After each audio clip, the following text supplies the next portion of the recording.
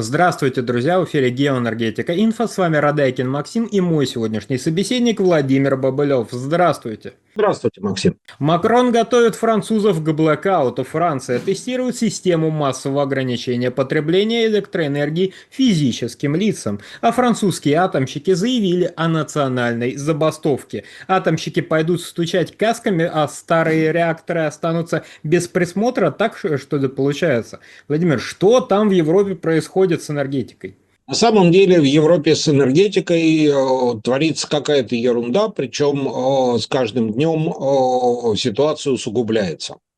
Во-первых, начнем с того, что вот эта стройная система производства электроэнергии и обмена ею начала рушиться достаточно давно. Вспомним для начала о Германии, которая изо всех сил борется со своей атомной энергетикой и, в общем, благополучно ее разрушила по состоянию на сегодня. По-моему, в этом году они закрыли и взорвали Градирни, последней атомной своей электростанции. Соответственно, какие у нас есть варианты производства электроэнергии? Это атомная отрасль, соответственно, Германия ее закрыла. У нас есть гидроэнергетика, которая не обеспечивает полностью все потребности страны, и, соответственно, газовая генерация. А с газовой генерацией есть сложности, потому что российский газ Германия покупать перестала, и, соответственно, газ подорожал, и стоимость электроэнергии выросла. Есть еще угольные электростанции. Германия ну, наверное, не с удовольствием, а, наверное, с болью в душе, с учетом вот этих экологических устремлений страны достичь углеродной нейтральности, но вынуждена к угольной генерации обратиться, потому что, ну, надо же все-таки из чего-то производить электроэнергию.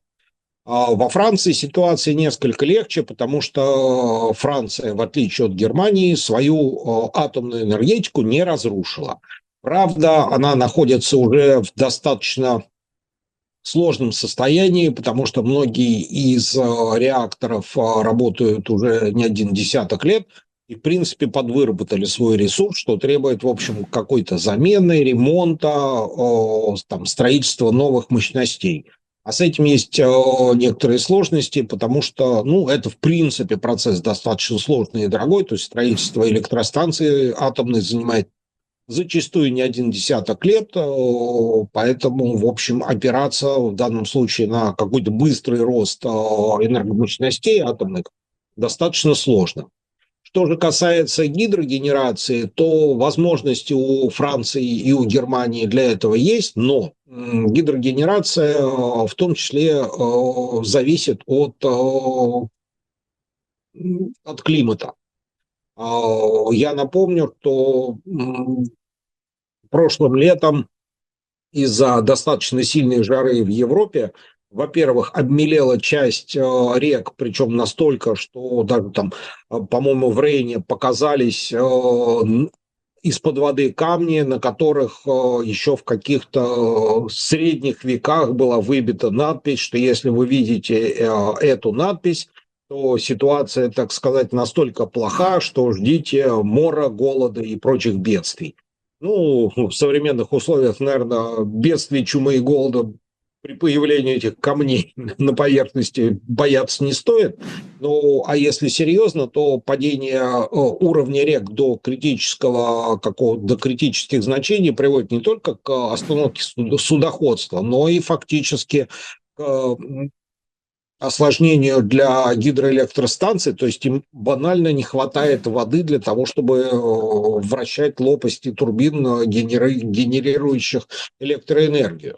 То же, кстати, касается и атомных электростанций, потому что падение уровня в водоемах, которые снабжают водой атомные электростанции, приводит, во-первых, к тому, что, ну, как бы ее банально не хватает, а во-вторых, когда повышается температура воды, соответственно, не хватает как бы вот емкости для охлаждения реактора. Ну и, соответственно, приходится таким образом что-то останавливать, что-то замедлять, что-то выключать.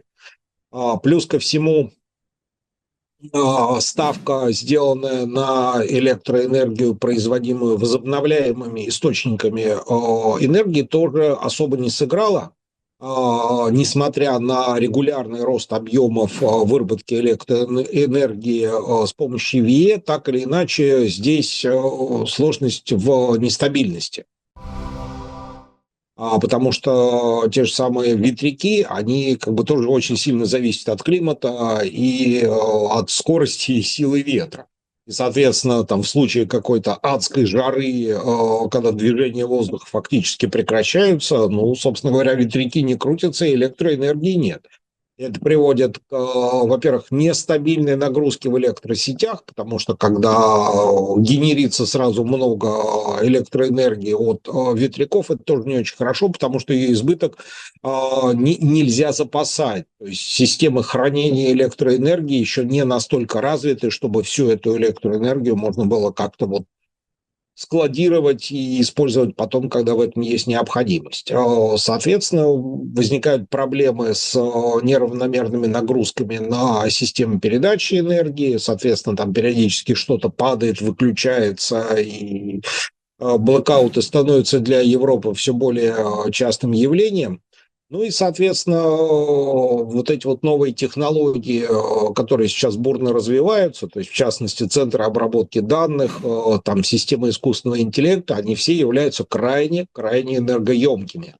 И получается, что, соответственно, они отжирают из системы достаточно много электроэнергии, ее просто начинает не хватать на всех остальных потребителей. Это раз. Плюс ко всему, эти ЦОДы, они требуют не просто большого количества энергии, а они требуют стабильного объема поставок этой электроэнергии. Поэтому, например, прикрутить к ним ветряки или солнечные панели невозможно, потому что это не слишком стабильные системы генерации электроэнергии. Вот идеальный вариант для ЦОДов – это атомные электростанции, но, опять же, не каждая страна может похвастаться их наличием, а те, которые раньше могли похвастаться, как Германия, в общем, от этого стабильного и, в общем, достаточно экологичного при нормальной технической эксплуатации источника электроэнергии, ну, просто его лишились. Поэтому, соответственно, я думаю, что то, что было в Испании, вот эти вот блэкауты, когда вся страна сидела без света, это, наверное, печальное будущее Европы, и, скорее всего, те страны, которые имеют некоторые проблемы с генерацией, ну, для них это будет скорее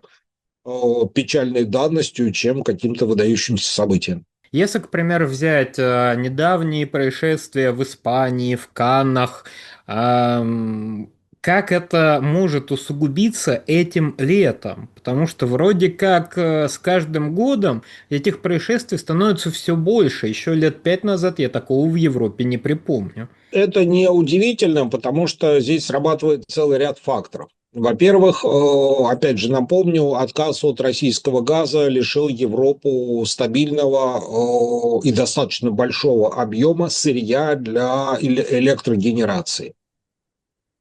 Второй момент. Европа же отказывается не только от российского газа, но и, в частности, от российского урана. Поставки ядерного топлива из России, ну, это был достаточно большой объем поставок для атомной отрасли Европы.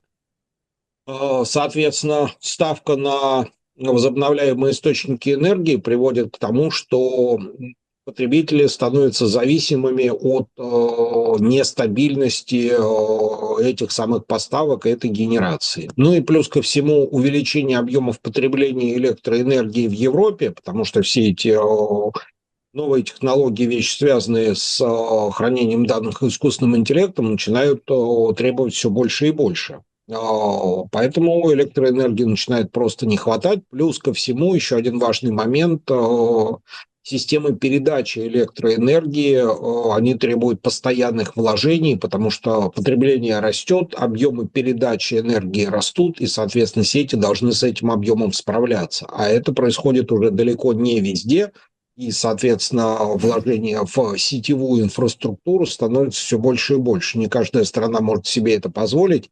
систем перетока между странами Европы. Их как бы есть ряд стран, которые наладили это взаимодействие, но это происходит далеко не везде, поэтому вот свободного движения в рамках свободного движения энергии в рамках ЕС его нет и, наверное, в ближайшее время не будет. Так или иначе, все равно всем придется выкручиваться самостоятельно.